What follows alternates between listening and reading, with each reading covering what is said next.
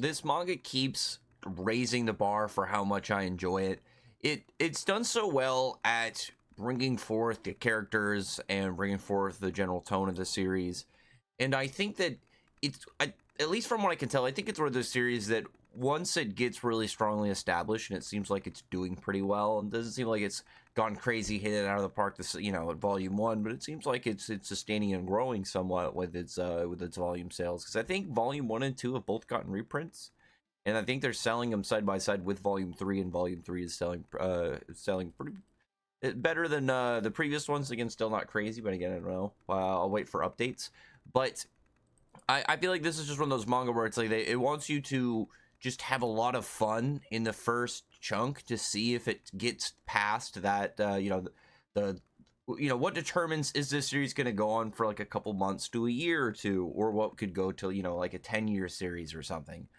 But everything so far in Kiyoshi, I think, has been a lot of fun, and just how it keeps the characters, like, not the way that you would expect them, but in ways that keep them all pretty fresh.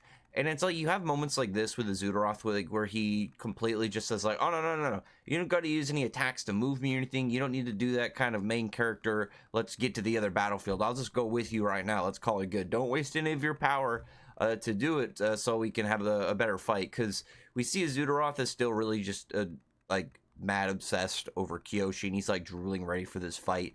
Super stoked. And during, like, we also have stuff like, I feel like it was pretty obvious when Kyoka's saying how he's hiding his true power, because we know before, like with Kyoka's fight, he hasn't used anything that we didn't already see. He didn't use his as the biggest attack that we know of so far, Titanomaki. I assume that is like his medium level attack, because if that's not regarded as his true power, then clearly he's gonna have something more. And seemingly all of the demon lords, they have like a, their normal level of what they can do, just baseline, and then they apply like some form of racial ability on their specific type of what demon they are, and that goes into how they really kind of put in the effort. And we've seen that relatively from everything so far. Everybody's had some form of cool pull out ability where they're going to just reveal, all right, time for me to show you what my skill is. And I think it's been handled really well within the verse. I'm curious to know if we're going to have any explanation on the demon's power system, because still so far it just seems to be, demonic energy. It's just them black colored that gets charged in their attacks. I would really like to figure out more if we're going to have anything to expand of what's going on from their end and what's going on with their abilities. Because we do get in this chapter a really good bit of information in demonstration, not in depth of like, word to word. Because once he gets Kiyoshi,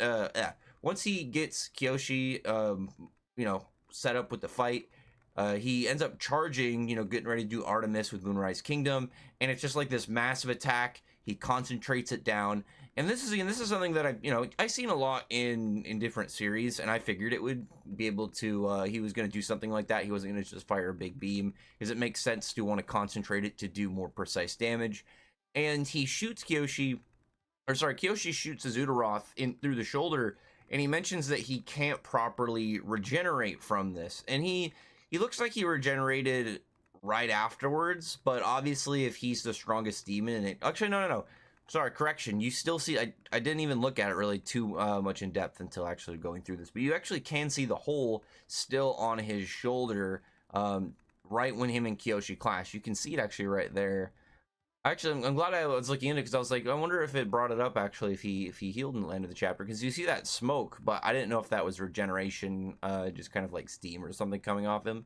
But the whole thing that he's able to damage him, and it's not that, oh, I can't regenerate at all. He can't properly regenerate, so he's probably going to heal that like next chapter or something. But it tells us a little bit about the demons and how their regeneration works. I think the thing that makes sense is just they have their own innate power system and stuff that's completely different from Percept power. We haven't gone into the detail of it, but I think it's just very clear from what we've been shown. And if they have their own thing, but all the demons can regenerate, their regeneration must just be something tied to their own abilities, and that's why it makes more sense if the stronger they are, the regeneration is higher and whatnot, unless they like specialize within it compared to other people at their level. And this just tells me that like the whole thing when it comes into attack potency, that if you're somebody, say like this demon is a 5, you hit him with a 10, it's just going to overwhelm them so much that they can't regenerate. Where it's like if you hit him with a 3, it's going to be it's going to damage them, but they're going to be able to regenerate back over it. So in this, like, it was funny is, like, I thought we were going to have essentially the same chapter, except it was going to go to Sakaki's fight. Because I was thinking, like, okay, it makes sense that we're going to start out with Azudaroth and Kiyoshi, but I was actually hoping more for a dialogue and an interaction-based fight for the chapter, and that's pretty much what I got. I mean, there was no real actual, I'd say, combat style. It was just Kiyoshi showing off a move, and then they had this badass clash. But it went over to Tsurugi's fight, which, to me, it's hard for me to say which one I want to see more, because Sakaki is really cool in general. I really want to see what his missing dice roll weapons are for second. And they're right now the four characters, to me, it's like they're really hard for me to say, like, the main character or my favorite. I kind of can't count Kiyoshi because he's the main character, and at least in this scenario, maybe by the end of the series, or at least way further in, he'll be just solidified as my favorite. I don't know. I really like him a lot. But the problem is, like, I like Hitsugi a little more than him, but Hitsugi got some really big character content and spotlighted stuff with his fight. And Sakaki, I don't think Sakaki's gonna die within this arc. I'm guessing he's gonna get captured and they're gonna have to go save him. But he's like the same kind of spot where it's like, I really like his character, but there's still stuff we're missing, I think, from him. The one that, for at least for me, I would say has the most I would like put my stocks into for the verse right now is definitely Tsurugi. Tsurugi is really cool. I love his style. I love that his fighting style, I love his general design style, but like with the whole like I don't know what exact shade is that, like lavender or something, wisteria, I don't know, some form of like very faded purple eyes, but they don't have his pupils, and he's got this white hair, so he looks kind of like a ghost, and he has all these different light sword abilities. His whole setup is just badass. I really like his whole setup in general. But while he's fighting Tanjinchi, the style of this manga, one thing I want to say, and I think this has been something that's been, it's not like it was brand new, but I think it's something that is just a result of the generation. And I would say that the first one that I really had a lot of personal notice with was Chainsaw Man, in how the mangaka would draw everything with the idea of it being animated in mind. Kagurabachi does this really well too, but Kiyoshi does it in a lot of dynamic specific action ways, which is really cool. I love the swordsman just presence as it goes over to Tanjinchi and Tsurugi, and it's just one panel is the trees, and you see that slash mark, and then it's the exact spot, but what is now, your same POV position, but now the trees are out of the way, so it just gives you that really sick mid swordsman battle of how the landscape is changing. And I just thought that was just really cool. But Tsurugi's fighting style, where he's got this like martial arts sword setup on top of being able to do swordsman stuff, is really, really cool. And with Tanjinchi, something I didn't notice actually about this chapter until I reread it yesterday, because I read it initially, and then I wanted to look through it, and then I ended up pushing I pushed the review a little bit further out, because good thing, because I didn't even notice that hole in Azuroth's chest. I might have missed that. But with this chapter, I didn't notice before, but Tanjinchi, he switches swords as he's fighting, and at the end of this chapter, he's pulling out his second sword, so he must main dual wielding, and I'm guessing he's going to start using whatever his thing is. The style of this mangaka, which I really like, because he does a lot of combat things in terms of when a battle is actually going to be like, oh yeah, this is going to be two characters fight. It's not going to just be one guy flexing on some fodder. I really like how he seems to have a very strong way of kind of like the 2 to 3 chapter momentum fights, where it's like opener, you have the character kind of just get into the fight, which leads to the villain be like, okay, now I got to get serious, and then you see the villain, whichever the opponent is, really start to bust out whatever their boss moves are into that third chapter. We got that, especially with Baki Uraku against Nihon and Jack Joe. I think that was a really good fight, and it's gonna be so good because this dude, the mangaka does really well when it comes to focus fights. His fights are very entertaining. They're very cool and stylized, and I can't wait to see more of Tsurugi's, because this one we only got this is pretty much the first bit of the opening of their fight, and we had this really funny enough, the way that it was sensed before. I get stuttering over because I'm like most of the way now with character names in this series, and just like some of the side characters I got to reread and go over some so I don't forget them, because I mentioned there's a lot of characters that are just, it's hard for any of the characters I think this manga to be bad. They're almost all really enjoyable and fun to see. But before, when it was sensed, it was, oh, you know, he's gonna cut the city in half. Here he just says like, hey, I'm gonna cut the whole city in half. And I wonder if that is just like a cool catchphrase, kind of like impending doom thing, or if he's gonna show that level, like maybe once it's deflected in his full strength, you know, you just see like a cool sky cut panel where it's just the slash angled upward. You just see that big opener across like the entire sky and the clouds all separated, something like that. Before we get into it, because I mean he is the first demon lord, so like this guy's got to have something really cool that he does, I think, to put his mark. Because personally I think Mukurojima is going to be the one to survive out of the demon lords, just because I think that he's going to be one that ends up being more plot important, whereas this guy is the first one. He's the strongest, so he's got to have more of a direct battle display.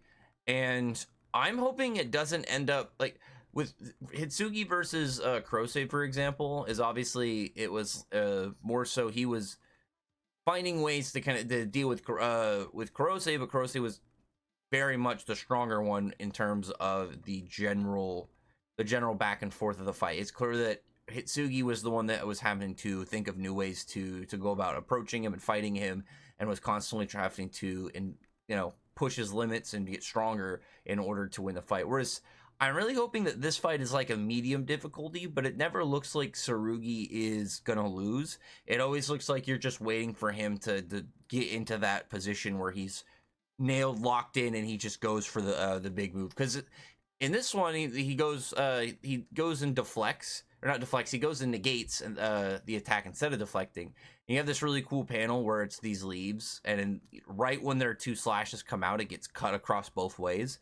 But the slashes end up canceling each other out, and then he goes for that drawing pole one that he used to attack the demon lords when they first showed up, and it does this swole reversal technique. So he's just got this badass long broadsword made of lights, and he just looks at the dude dead in the face. He's making fun. He's just talking shit. And he's like, I thought you were gonna show me true absurdity. And he does the whole just bit where he's just looking down on him and tells him to get up. It's just, Tsurugi might be my favorite character. It's really hard to say. I would say right now for sure, not including the idea of probably the whatever backstory we also get and character development points before the end of this arc. I mean, he's already had a lot of really good development and content. I mean, like, just from the fact that we had him initially, he seemed like he was one of those characters who was just, I'm getting the job done, it doesn't matter what else and who dies in my way. But clearly he has a form of conscience that he was like, it doesn't really seem to him that having a demon, like in the idea of controlling a kid to distract him, would be out of the ordinary. It seems very, oh yeah, whatever, let's just get this over with, because he's seen and done a lot. But once he actually found out the truth and he had more of a grasp on what was going on between Jack Joe and Nihon, he was much more accepting of it, especially when they came to talk to him later and they risked the danger of like, I don't think there's really like direct danger, because it's not like he was just like, if you come within another step of me, I'll cut you down kind of thing, just threatening him for no reason. He would definitely be intimidating, but Tsurugi was never someone that was just like outright cruel.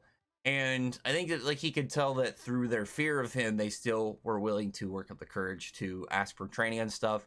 And since then, he's been very kind to them. And I like that Tsurugi has this like darkened by the job personality. Like he's just like, he's seen some shit and he's dealt with it and he knows that it's gonna happen. but at the same time, like, he does care about his squad, and he's like talked about how he doesn't want them to see him lose his temper, and he was mad that Tanjinshi roughed them up so much and could have killed them.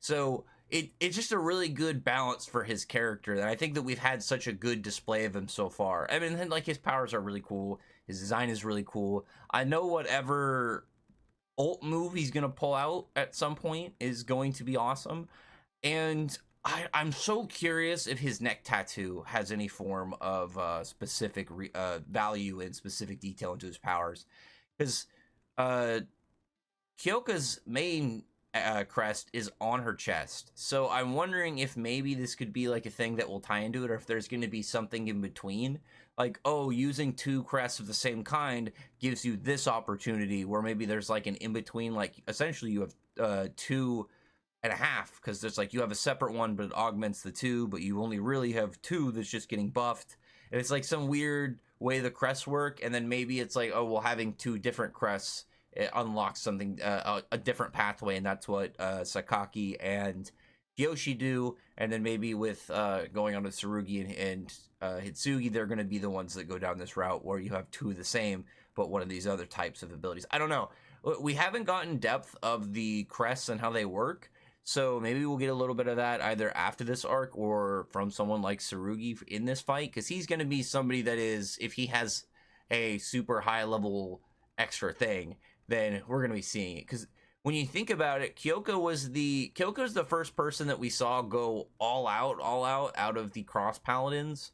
Because like Kiyoshi, it's like you can kind of count him because he's at level, but we're talking about the people that have not just the power level, but have the experience and are going to have all these different things. Because it's like, when you look at where Kiyoshi's at, he's probably going to have tons of crazy more abilities once he gets to their age. Whereas you look at Kyoka, and she's got, a contract with an angel, it seems.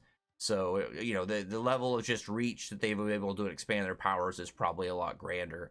So he's probably going to end up pulling out something really crazy in the next, probably the end of the next chapter, going into the, 2 chapters from now, and then reveal his trump card. But we'll see. Because I don't imagine he's going to come to the Azudaroth fight. Maybe he shows it for a little bit and just helps. But I would assume that he is going to end up getting pushed back a bit in this next chapter. And then maybe the two of them are going to be like, all right, we're going to fight full serious.